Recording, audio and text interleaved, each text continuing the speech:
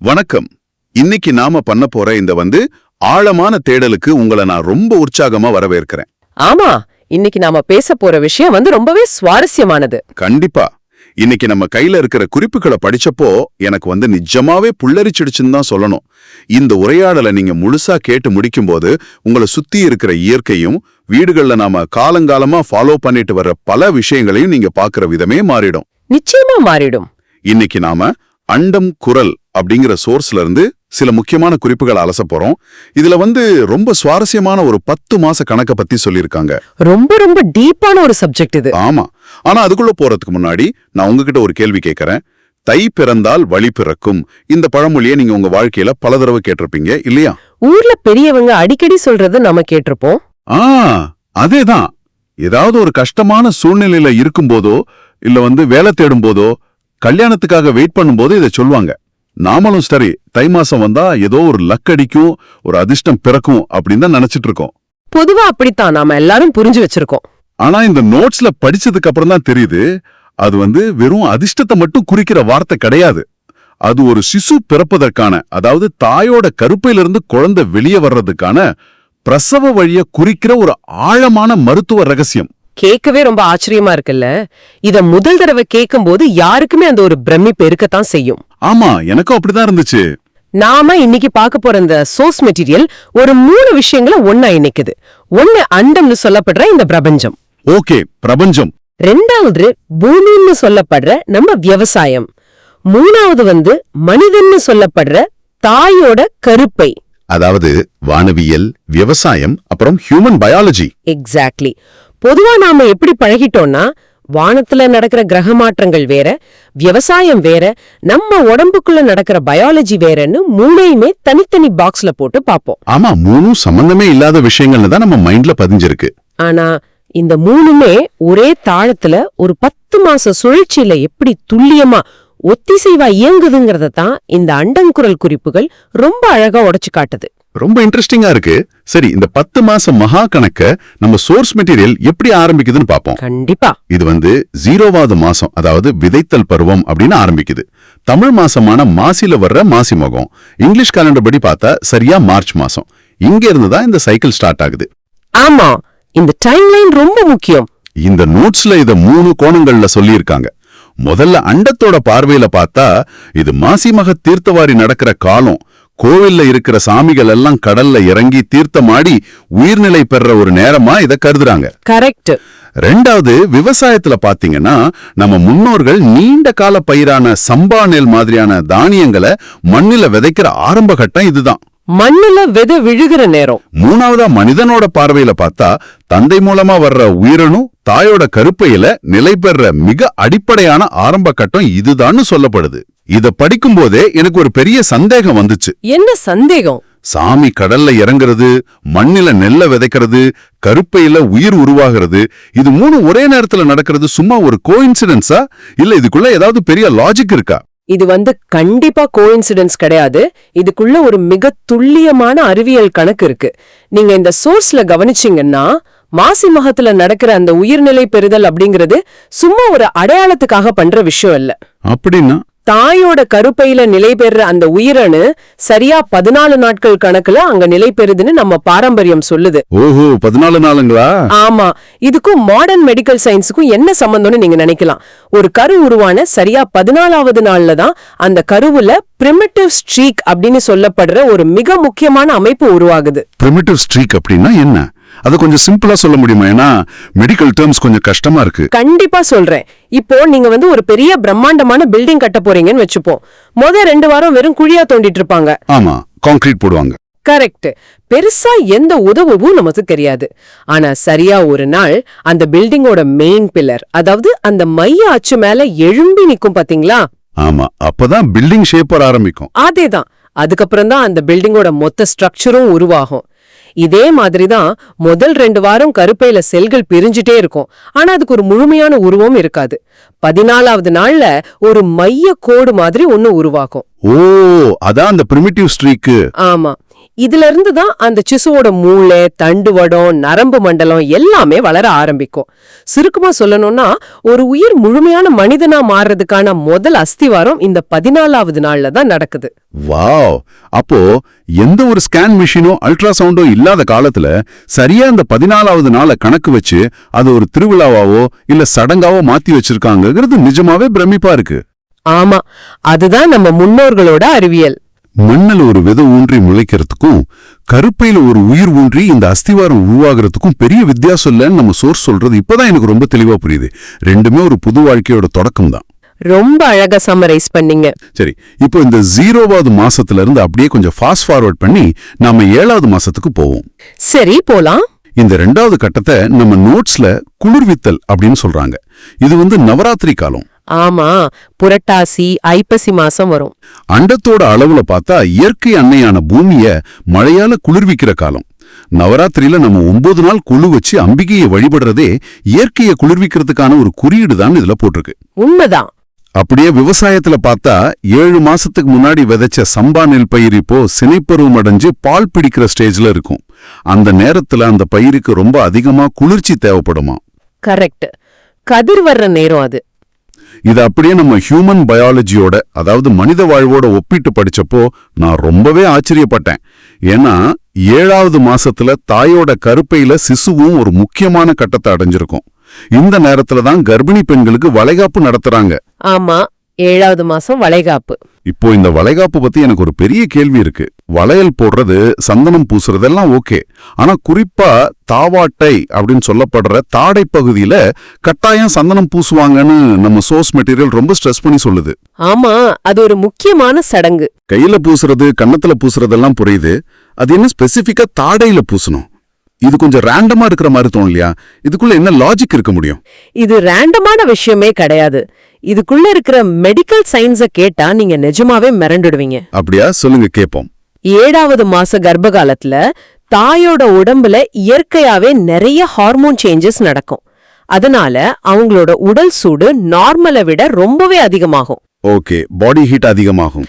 இந்த அதிகப்படியான உஷ்ணம் நேரா போய் எதை பாதிக்கும் தெரியுமா? அவங்களோட தாடை பகுதியில இருக்கிற உமிழ்நீர் சுரப்பிகளை, அதாவது salivary glands. ஓ, அந்த தாடை கடியில இருக்கிற சுரப்பிகள். கரெக்ட். இப்போ உமிழ்நீர், அதாவது எச்சில் சரியா சுரக்கலைன்னா என்ன ஆகும்னு நீங்க நினைக்கிறீங்க? வாய் வறண்டு போகும். வேற என்ன, சாப்பாடு முழுங்குறது கொஞ்சம் கஷ்டமா இருக்கும். சரியா சொன்னீங்க. ஆனா அதையும் தாண்டி ஒரு முக்கியமான விஷயம் இருக்கு. நம்ம செரிமான மண்டலத்தோட முதல் படியே நம்ம வாயில தான் ஆரம்பிக்குது. ஆமா, உமிழ்நீர்ல என்சைம்ஸ் இருக்குன்னு படிச்சிருக்கேன். அதேதான், சாப்பாட்டுல இருக்கிற கார்போஹைட்ரேட்ஸ உடைக்கிற என்சைம்கள் அந்த உமிழ்நீர்ல தான் இருக்கு. இப்போ உடல் சூட்டால அந்த உமிழ்நீர் சுரப்பிகள் வறண்டு போச்சுன்னா தாயால சாப்பாட்டை சரியா மென்னு செரிக்க முடியாது. செரிமானம் பாதிக்கப்படும். தாயோட செரிமானம் பாதிக்கப்பட்டா என்ன ஆகும்? வயித்துல வளரக்கூடிய அந்த 7 மாச குழந்தைக்கு போய் சேர வேண்டிய ஊட்டச்சத்துகள் முழுமையா போய் சேராது. Mind blowing. இத புரிஞ்சுக்கிட்ட நம்ம முன்னோர்கள் என்ன பண்ணாங்க? உடம்புலயே எந்த இடத்துல அந்த உமிழ்நீர் சுரப்பிகள் இருக்கோ, அதாவது அந்த தாவாட்டு பகுதியில நல்ல குளிர்ச்சி தரக்கூடிய சந்தனத்தை கொண்டு போய் வச்சாங்க. அப்ப அந்த உஷ்ணம் குறையுமா? அப்படி வைக்கும்போது அந்த பகுதியில உஷ்ணம் குறைஞ்சு உமிழ்நீர் மறுபடியும் சீரா சுரக்க ஆரம்பிக்கும். செரிமானமும் நல்லா நடக்கும். இது நிஜமாவே எனக்கு ஒரு மிகப்பெரிய ஆஹா மொமெண்டா இருக்கு. வளைகாப்புங்கிறது சும்மா கண்ணாடி வளையல் போட்டு சத்தம் கொடுத்து குழந்தைய என்ஜாய் பண்ண வைக்கிற ஒரு ஃபங்க்ஷன் தான் நான் இவ்வளவு நாளா நினைச்சிட்டு இருந்தேன். நிறைய பேர் அப்படிதான் நினைக்கிறாங்க. ஆனா அந்த தாடையில வைக்கிற ஒரு சின்ன சந்தன பொட்டுக்குள்ள தாயோட செரிமானமும் குழந்தையோட நியூட்ரிஷனும் ஒழிஞ்சிருக்குங்கிறது பிரமாதமான லாஜிக். இது ஏதோ அழகுக்காக பண்ற விஷயம் இல்ல, இது பக்கா பிரிவென்டிவ் மெடிசன். எந்த மெடிக்கல் காலேஜுக்கும் போகாம இது எல்லாம் எப்படிதான் அவங்க கண்டுபிடிச்சாங்களோ?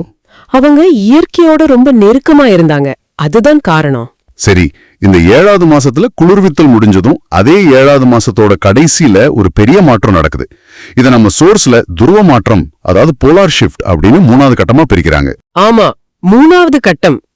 இது அண்டத்தோடும் பிண்டத்தோடும் எப்படி கனெக்ட் ஆகுதுங்கிறத படிக்கும்போது எனக்கு ஒரு சினிமா கிளைமேக்ஸ் மாதிரி இருந்துச்சு. ஆமா, இதுதான் இந்த மொத்த சைக்கிள்லயும் ரொம்ப முக்கியமான ஒரு டர்னிங் பாயிண்ட். அண்டத்துல பூமி எப்படி தன் அச்சுல சுழன்று பருவநிலைகளை மாற்றுதோ, அதாவது எப்படி துருவம் மாறுதோ, அதே மாதிரி ஒரு பிரம்மாண்டமான நிகழ்வு தாயோட கருப்பையிலயும் நடக்குது. என்ன நடக்குதுங்க? 7வது மாசத்தோட இறுதியில அதுவரைக்கும் கருப்பையில மிதந்துகிட்டும் இஷ்டத்துக்கு சுழன்றுகிட்டும் இருந்த சிசு சடனா தன் நிலைய முழுமையா மாத்துது. மெடிக்கல் டேர்ம்ஸ்ல இத செஃபாலிக் வெர்ஷன் அப்படின்னு சொல்றாங்க. இந்த செஃபாலிக் வெர்ஷனை நம்ம எப்படி புரிஞ்சுக்கலாம்? ஏன்னா கேக்குறதுக்கு ஏதோ புது சாஃப்ட்வேர் வெர்ஷன் மாதிரி இருக்கு.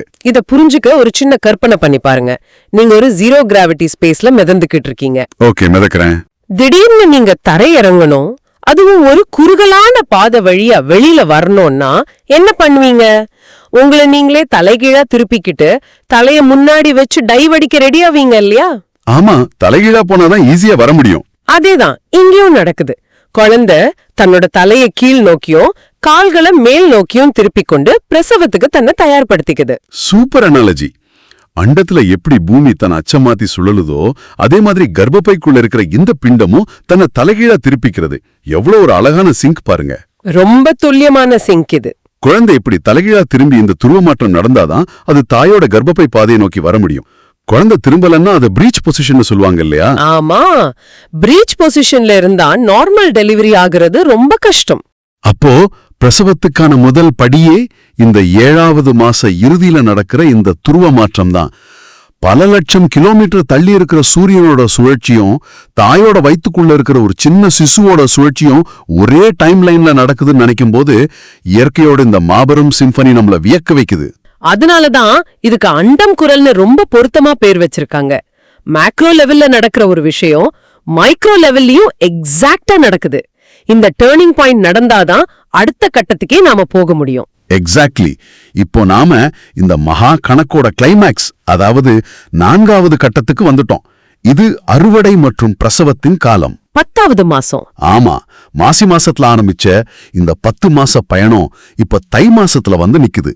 அண்டத்தோட பார்வையில பார்த்தா சூரியன் தம் பாதையை மாத்தி தெற்குல இருந்து வடக்கு நோக்கி பயணிக்க தொடங்குற உத்தராயண காலம் இது. தை மாசம் முதல் நாள் உத்தராயணம் ஆரம்பிக்கும். பூமியில விவசாயத்தின் பார்வையில இந்த 10 மாசமா மண்ணுல தவம் கிடந்து வெயில் மழை குளிர்னு எல்லாத்தையும் தாங்கின அந்த சம்பா நெல் மணிகள் இப்போ முழுமையா முற்றி அறுவடைக்கு தயாராகிடுச்சு.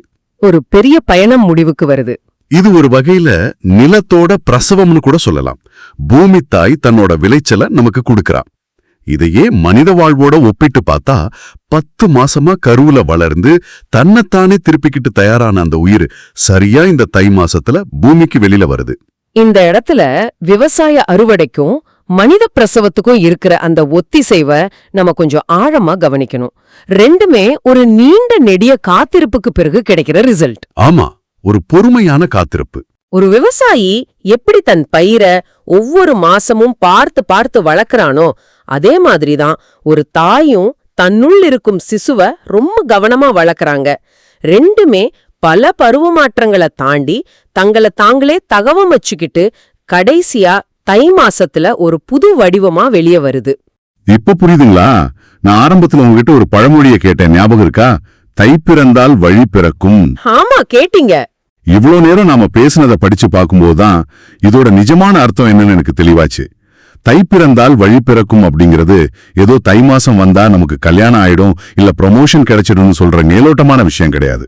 அது வெறும் நம்பிக்கைய மட்டும் குறிக்கிற வார்த்தை இல்ல. தை மாசங்கிறது 10வது மாசம். அந்த 10வது மாசத்துல சிசு வெளியே வர்றதுக்கான அந்த பிரசவ வழி இயற்கையாகவே திறக்குது.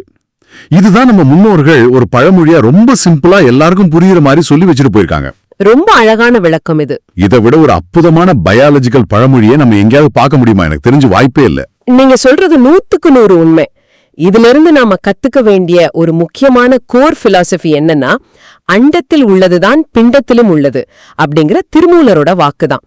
Macrocosm is in the microcosm. அண்டத்துல இருக்கிறது தான் பிண்டத்திலயும் இருக்கு. ஆமா, மண்ணுல ஒரு நெல் அறுவடை ஆகுறதும் பெண்ணோட வயித்துல ஒரு உயில் அறுவடை ஆகுறதும் வேற வேற கிடையாது. ரெண்டும் ஒண்ணுதான். பிரபஞ்சத்தோட மாற்றங்களும் விவசாயத்தோட மாற்றங்களும் நம்ம உடம்புல நடக்கிற மாற்றங்களும் ஏதோ தனித்தனியா நடக்கிற விஷயங்கள் இல்ல. எல்லாமே உன்னோட ஒண்ணு பின்னி இருக்கு. ஆமா, எல்லாமே ஒரு பெரிய கணக்கோட வெவ்வேறு வெளிப்பாடுகள் தான். இத நம்ம உணரும் போது நமக்கும் இயற்கைக்குமான இடைவெளி மொத்தமா மறைஞ்சிடுது.